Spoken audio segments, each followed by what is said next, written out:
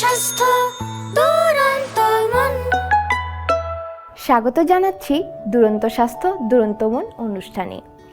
এই অনুষ্ঠানে আমরা শিশুদের বিভিন্ন সমস্যা নিয়ে কথা বলে থাকি। আর আজকে কথা বলবো শিশুদের কোষ্ঠকাঠিন্য নিয়ে। এ ব্যাপারে কথা বলতে আমাদের সাথে উপস্থিত আছেন শিশুর পুষ্টি ও পরিপাকতন্ত্র বিশেষজ্ঞ ডাক্তার ফাইকা হোসেন। আপা, আপনাকে স্বাগত। আপনাকে অনেক ধন্যবাদ আজকে অনুষ্ঠানে আমাকে আমন্ত্রণ জানানোর জন্য। আপা, আমরা কোষ্ঠকাঠিন্য একটি রোগ এভাবে শুনে থাকি, কিন্তু এ বিষয়ে যদি একটু আপনি গুছিয়ে বলতেন। কোষ্ঠকাঠিন্য যেটা হয়, ইরেগুলার আমরা বলি বাওয়েল মুভমেন্ট, সপ্তাহে দেখা যাচ্ছে একবার দুবার টয়লেট করছে, অথবা দেখা যায় বলে কমপ্লেন করে যে এভরি অল্টারনেট ডে করছে বাচ্চা। এছাড়াও হতে পারে হার্ড স্টুল, ও রেগুলারই করছে কিন্তু ক্লিয়ার না। পেটে ব্যথার কমপ্লেন হতে পারে। আমাদের কাছে কমপ্লেন নিয়ে আসে বাচ্চার খাবার দাবারের রুচি নেই, বাচ্চার ওজন কমে যাচ্ছে, ম্যাক্সিমাম কিন্তু আসে এই প্রবলেম নিয়ে। সেকেন্ডলি আমাদেরকে যে কমপ্লেনটা করে বাচ্চার পেটে ব্যথা, তখন আমরা কোয়েশ্চেন করি, যখন আমরা কোয়েশ্চেন করি ও কি রেগুলার টয়লেট করে, বলে কি হ্যাঁ করে, রেগুলার না হলেও একদিন পরপর করে, কিংবা ওনারা বলেন যে হ্যাঁ রেগুলারই করে। তখন আমাকে আরও জিজ্ঞেস করতে হয় রেগুলার করে, বাচ্চা কি পেটে হাত দিয়ে থাকে, বাচ্চার কি স্টুলটা কি হার্ড হয় নাকি অনেক কঠিন হয়, বাচ্চা কি প্রেশার দেয়, চাপ দেয়। তো বাচ্চা যদি একটু বড় বাচ্চা থাকে, কথা বলে, তখন আমি ওকেই জিজ্ঞেস করি যে তোমার কি বাথরুম করতে কষ্ট হয়, তখন ও আমাকে বলে যে হ্যাঁ আমাকে চাপ দিয়ে বাথরুম করতে হয়। তখন সেটাকে আমরা কনস্টিপেশন, এই সব কিছুই কিন্তু কনস্টিপেশনের মধ্যেই পড়ে। শিশুদের কোষ্ঠকাঠিন্য মূলত কি কারণে হয়ে থাকে? শিশুর কোষ্ঠকাঠিন্য হওয়ার পেছনে অনেক কারণ থাকতে পারে। যেমন আমরা যেটা সবচাইতে বেশি প্রথমে আমি বলে থাকি যে ডায়েটে যদি ফাইবার কম থাকে, আঁশযুক্ত খাবার যদি কম খায়, সেক্ষেত্রে সবজি খেতে চায় না আজকাল, শাকসবজি কম থাকে খাবারের মধ্যে, ফলমূল কম থাকে, সেটা একটা কারণ। পানি কম খাওয়া, সেটা একটা কারণ। বাচ্চা যদি জাঙ্ক ফুডে বেশি আগ্রহী থাকে, বাইরের যে সমস্ত খাবার দাবার আছে রিচ ফুড, সেগুলো যদি বাচ্চার যদি ওই ধরনের খাবারের প্রতি আগ্রহ বেশি থাকে, সেটা। কিছু বাচ্চা আছে খেলাধুলো করছে, ও টয়লেট এসেছে কিন্তু ও টয়লেট করতে যাচ্ছে না, এই যে হোল্ডিং, যে বাচ্চা ধরে রাখছে, এটাও একটা কিন্তু সমস্যা। হ্যাঁ, ফ্যামিলি হিস্ট্রি থাকতে পারে, হয়তো দেখা গেছে পরিবারে অন্যদেরও আছে এই সমস্যাটা, সেক্ষেত্রে সেটা জেনেটিক একটা ফ্যাক্টর কাজ করে। তো এগুলো তো যদি কারণ ক্ষেত্রে আমরা বলতে পারি, তখন আমরা বলবো যে 90%, 90% হচ্ছে ফাংশনাল কজ, যেগুলো আমি বলেছি সেগুলো, আর 10% থাকে ডিজিজ, কিছু প্যাথোলজিক্যাল কজ থাকে, সেই কারণে কনস্টিপেশন হতে পারে। আপনি বললেন যে শিশুরা ঠিকমতো বলতে পারে না, বা বলতে পারলেও ঠিকমতো তার সমস্যাগুলো বোঝাতে পারে না। সেক্ষেত্রে বাবা মা কিভাবে বুঝবে যে তাদের শিশু কোষ্ঠকাঠিন্যে ভুগছে? এই ক্ষেত্রে যে জিনিসটা আমি প্রথমে বলতে চাই, যে বাবা মা যদি খেয়াল করে যে বাচ্চার ইরেগুলারলি টয়লেট হতে পারে সেটা সপ্তাহে একবার দুবার, হতে পারে সেটা এভরি অল্টারনেট ডে, একদিন অন্তর সে করছে, একদিন অন্তর অন্তর টয়লেট করছে, প্রতিদিন করছে, কিন্তু আসলে ওর হার্ড স্টুল পাস করছে। আবার এরকমও কমপ্লেন করে বাচ্চা টয়লেট করতে চাইছে না, বাচ্চার আগ্রহ নাই টয়লেট করতে, সেক্ষেত্রে দেখা যায় ওর পেট ব্যথার কমপ্লেন করতে পারে। বাচ্চাকে টয়লেটে নিয়ে যাওয়া হচ্ছে কিন্তু সে কান্না করছে টয়লেট করতে, ব্যথা পাচ্ছে, করতে চাইছে না। এগুলো সব কিছুই হচ্ছে কনস্টিপেশনের লক্ষণ। আর ওই যে বলেছি আমি, বাচ্চার খাবার দাবারে অনীহা, রুচিটা কম, সেটাও কিন্তু কনস্টিপেশনের লক্ষণ। আপা, পায়খানা শক্ত হওয়ার কারণে যে কোষ্ঠকাঠিন্য হচ্ছে, তখন কি এরকম হয় যে মলদ্বার দিয়ে রক্ত পড়ছে কোষ্ঠকাঠিন্যতে? হ্যাঁ, সেটা যদি ক্রনিক কনস্টিপেশন হয়ে থাকে, অনেক দিন ধরে বাচ্চা এই ধরনের হার্ড স্টুল পাস করছে, কনস্টিপেশনের প্রবলেম আছে, সেখানে তো ওই হার্ড স্টুল পাস করতে করতে যেটা মলদ্বারের কথা আপনি বলছেন, সেখানে ছিঁড়ে যাবে, কারণ স্ট্রেইনড, ও তো অনেক চাপ দিয়ে বাথরুম করছে, ছিঁড়ে যাবে। তখন সেখানে পরবর্তীতে যখন ও আবার স্টুল পাস করবে সেই রাস্তা দিয়ে, তখন সেখান থেকে আপনার রক্ত পড়তে পারে। তাহলে কোষ্ঠকাঠিন্য হলে শিশুদের কি ধরনের খাবার দেয়া যেতে পারে? শিশুদের যেটা আমি আগেই বলেছি যে ফাইবার, তাহলে ওর খাবার যে থাকবে তার মধ্যে ওর খাবার দাবারে ভেজিটেবল রাখতে হবে, শাকসবজি। আমরা বলি প্রতিদিন যে কোনো একটা ফল খাওয়ানো যেতে পারে বাচ্চাকে পানি বেশি খাওয়ার জন্য ওকে এনকারেজ করতে হবে যে তুমি পানি বেশি খাও। হ্যাঁ, বাচ্চারা যেটা কম খেতে চায়। এরপর বাচ্চার যদি মিল্ক প্রোডাক্ট, অনেক সময় আছে বাচ্চা এ ধরনের খাবারই বেশি পছন্দ করে, সেই জিনিসটা আমরা ডিসকারেজ করি যে না, বেশি এটা খাওয়া যাবে না। তার মানে কোষ্ঠকাঠিন্যের ক্ষেত্রে যতটা পারা যায় যে শিশুদেরকে আঁশ জাতীয় খাবারটা বেশি দিতে হবে এবং পানির পরিমাণটা বেশি থাকতে হবে। এবং যদি কোনো বাচ্চা সবসময় দুধের উপরে দুধের ডেইরি প্রোডাক্ট এগুলোর উপর নির্ভরশীল থাকে, তখন সেটা কমিয়ে আনতে হবে। আপা, তাহলে কোষ্ঠকাঠিন্য হলে ডাক্তারের কাছে যাওয়াটা কি খুব জরুরি? কোষ্ঠকাঠিন্য যখন অনেক দিন হয়ে যাবে তখন ওই যে আপনি বলেছেন রক্ত পড়বে, সেটা তো একটা অ্যানাল ফিশার বলি, সেটা একটা প্রবলেম। প্রোল্যাপস হয়ে যেতে পারে অনেক দিন থেকে, রেকটাল প্রোল্যাপস, কনস্টিপেশন থাকতে থাকতে। আবার যেহেতু বাচ্চার খাবার দাবারে রুচি কম থাকে, তাহলে তার ওয়েট লসেরও একটা ব্যাপার থাকে। সেই হিসেবে তো অবশ্যই আমি বলবো যে বাবা মাকে ডাক্তারের কাছে আসা উচিত কনস্টিপেশন হলে। আপা, আপনি রেকটাল প্রোল্যাপসের কথা বললেন, তো রেকটাল প্রোল্যাপস সমস্যা হলে মানে বাবা মারা কিভাবে বুঝবে, যেহেতু শিশুরা ঠিকমতো বললে বোঝাতে পারবে না? রেকটাল প্রোল্যাপস মারা যেটা এসে কমপ্লেন করে যে বাচ্চা যখন বাথরুম করে তখন মাংসের একটা দলার মতো বের হয়ে আসে, সেই জিনিসটা থেকে আমরা তখন পরবর্তী পদক্ষেপ জানা দরকার। তার মানে মলদ্বারে একটা মাংসপিণ্ডের মতো আমরা দেখতে পারবো বা বুঝতে পারবো এখানে। আপা, আঁশ জাতীয় খাবারের পাশাপাশি আপনি পানির কথা একটা বললেন, তো একজন শিশু দৈনিক কতখানি পানি খেলে তার কোষ্ঠকাঠিন্য সমস্যাটা আর হবে না? সেটা আসলে পানি কতখানি, আমরা বলি যে রেগুলার ও প্রস্রাব কতটুকু করছে, 6 থেকে 7 বার 7-8 বার এরকম যদি প্রস্রাব করে পর্যাপ্ত পরিমাণ, তখন বুঝতে হবে যে না, পানিও ঠিক মতো খাচ্ছে। আপা, তাহলে খাবার দাবারের পাশাপাশি বাবা মায়েরা আর কি কি করতে পারে যাতে তাদের সন্তানদের আর কোষ্ঠকাঠিন্য না হয়? খাবার দাবারের পাশাপাশি প্রতিটা জিনিসেরই তো আসলে আমরা বলে থাকি, প্রথমে আমরা কাউন্সেল করি বাবা মাকে যখন আমাদের কাছে আসে, কি করা উচিত, এটার কনসিকুয়েন্স কি হতে পারে কনস্টিপেশনের, এই জন্য কি কি করতে হবে যাতে এটা আর বেড়ে না যায়। যা যা আমরা বলেছি, যেমন আঁশযুক্ত খাবার খাবে, পানির পরিমাণটা, বাচ্চারা পানি কম খেতে চায়, জাঙ্ক ফুড পরিহার করবে। তারপর আমরা বলি যে একটু ড্রাই জিনিস কম খাবে, হ্যাঁ, জুসি করে খাবে খাবার দাবার। তারপর যেটা হয়, টয়লেট ট্রেনিং খুব ইম্পর্ট্যান্ট কনস্টিপেশনের ট্রিটমেন্টের জন্য।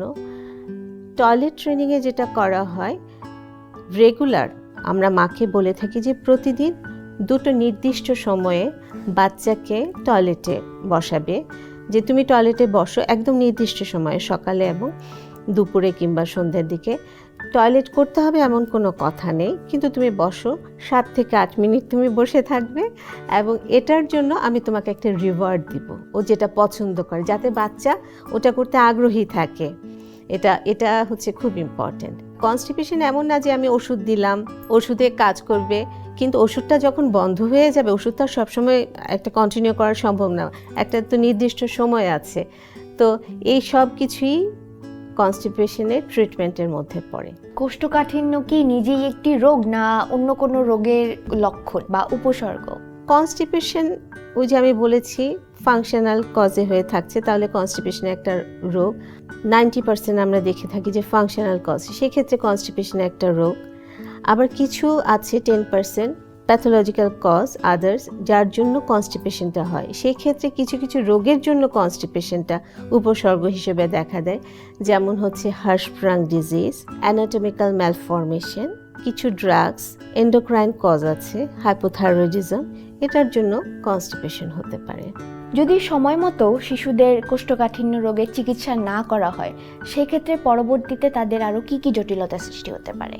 প্রথমে তো বলেছি ওয়েট লস, বাচ্চা দেখা যাবে আন্ডারওয়েট, ম্যালনিউট্রিশন, অ্যানাল ফিশার, রক্ত যেতে পারে, এরপর রেকটাল প্রোল্যাপস হতে পারে, এই সমস্ত সমস্যাগুলো দেখা যেতে পারে। আমাদের বাবা মায়েরা একটা অভিযোগ খুব করে যে তাদের সন্তানরা খেতে চায় না, এরপর যখন বাথরুম করার কথা হয় তখন সেটা তারা চেপে ধরে রাখে। তো সেক্ষেত্রে বাবা মায়েরা কি কি করতে পারে?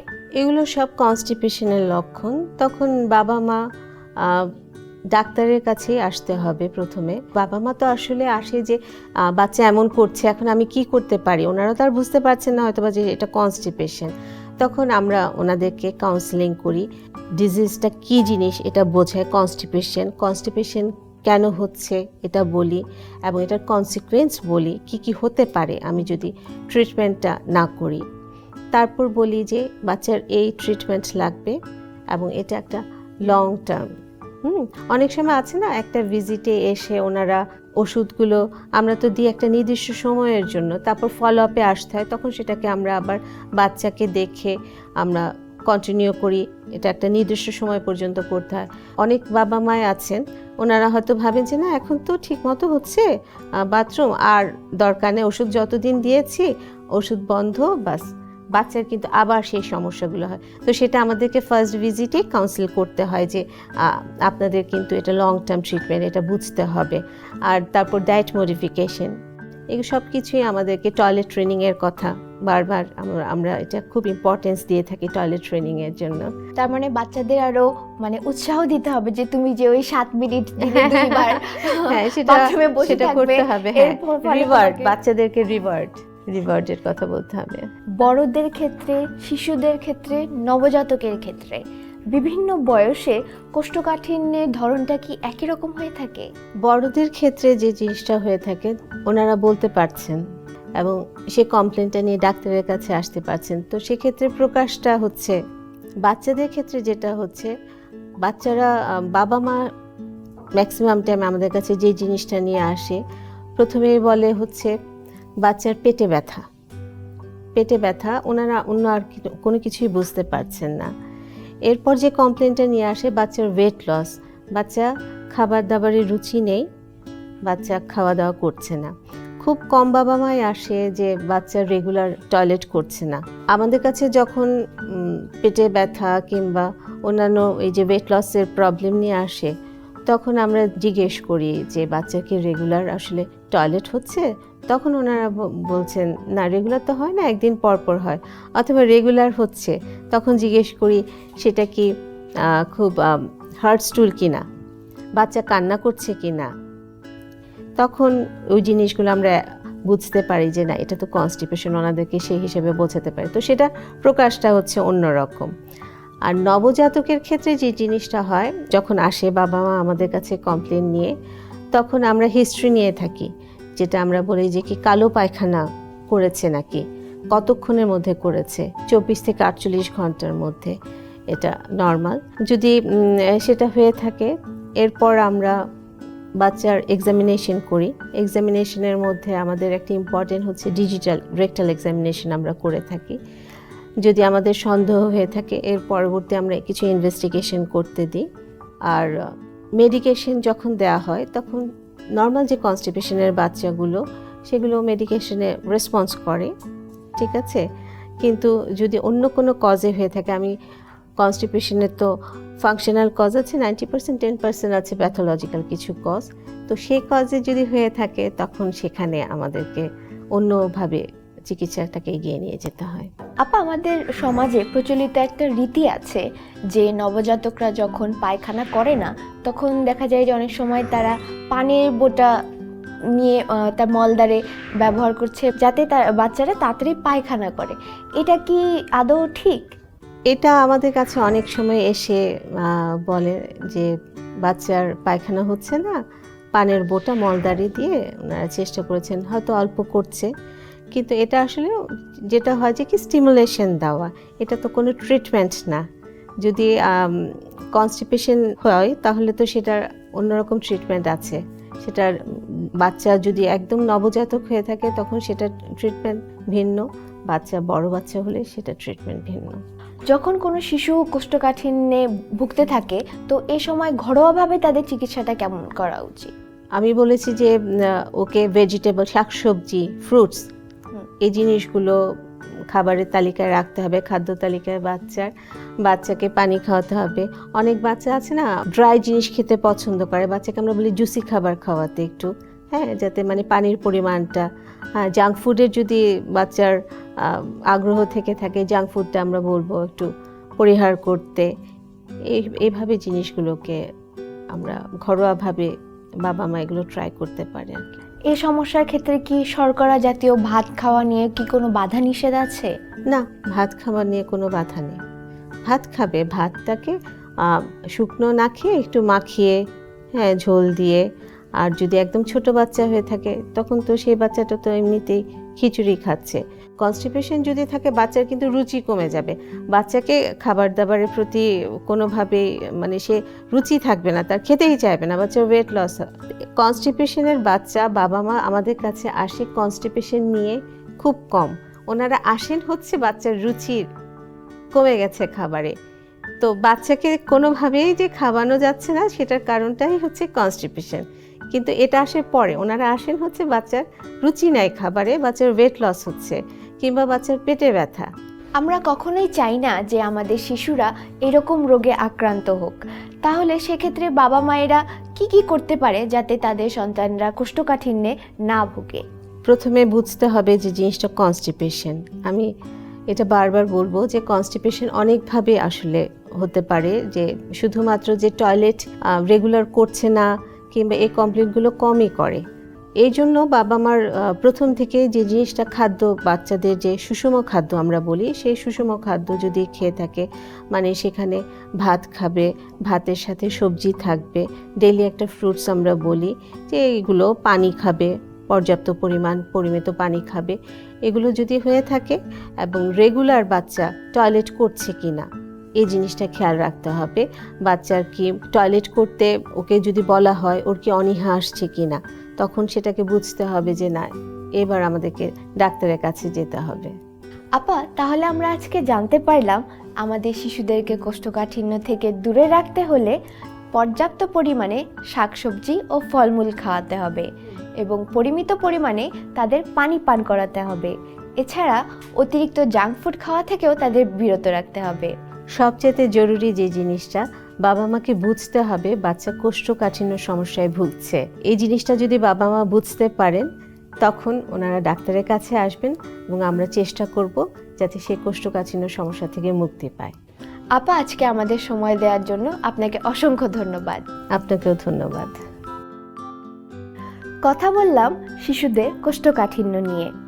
আজ এ পর্যন্তই। আগামী পর্বে আবার দেখা হবে নতুন একটি বিষয় নিয়ে, নতুন একজন অতিথির সাথে। সে পর্যন্ত সবাই ভালো থাকবেন, সুস্থ থাকবেন, আমাদের শিশুদের যত্নে রাখবেন। দুরন্ত। ফেসবুকে ফলো করো এবং ইউটিউবে সাবস্ক্রাইব করো দুরন্ত টিভি।